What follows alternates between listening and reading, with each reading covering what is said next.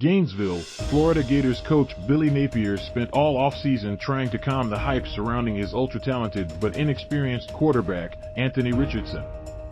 Good luck doing that after Saturday night's showcase against No. Richardson lived up to his billing as a future first-round pick by rushing for 3 touchdowns, including the game winner in UF's 29-26 upset at Ben Hill Griffin Stadium. "Heck, my wife could call plays with that guy at quarterback," Napier said. With all due respect to Mrs. Napier, her husband did a fantastic job of that in his Gators debut. Richardson completed 10 of his 13 passes in the first half and rushed for 2 early scores. One of them was a 45-yard sprint down the left sideline that will show up on highlight reels all season. But Richardson was at his best late.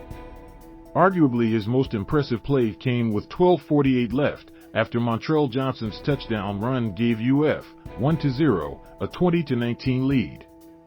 Richardson made it 3 points. He rolled right, jumped and spun to avoid a would-be tackler. He then found Ja'Quavion Fraziars wide open in the end zone. Fraziars didn't have to move an inch. He completed both of his passes on the final drive, including a pivotal third down conversion. On 4th and 2, Napier told Richardson he was going to give him the ball with a chance to win it. "My heart kind of froze," Richardson said. I'd never really heard those words, especially in a situation like that. Richardson didn't win it there, he merely converted with a 9-yard rush. But 4 plays later, he saw the defensive end creep in. Richardson pulled the ball and raced right for the winning 2-yard touchdown. "We all know the kid's got physical talent," Napier said. "We've known that for a long time. What has impressed me is his work ethic, his discipline, his detail." Specifically, Napier said he knew Richardson was sitting in the locker room after the game nitpicking some mistakes after he accounted for 274 yards, 106 rushing, 168 passing, in front of the largest season-opening crowd in stadium history, 90,799. Richardson said the jitters from his first start in the swamp caused him to miss a few motions early.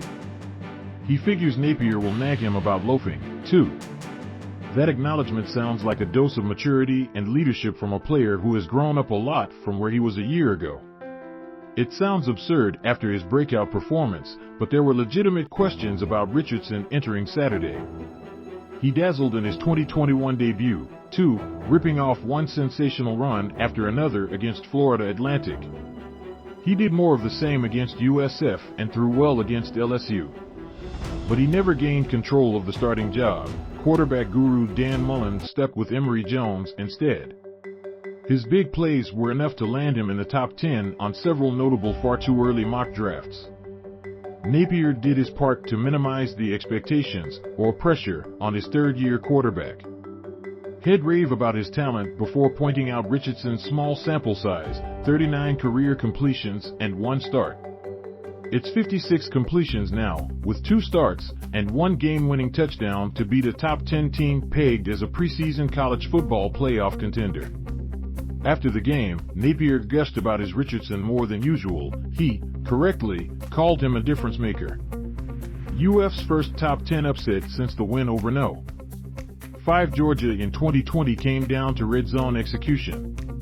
The Gators defense had its biggest goal line stand since the one that clinched the SEC East at LSU in 2016, held Utah to a field goal on another drive and sealed the victory with Calvary Christian alumnus Amari Burney's interception in the end zone.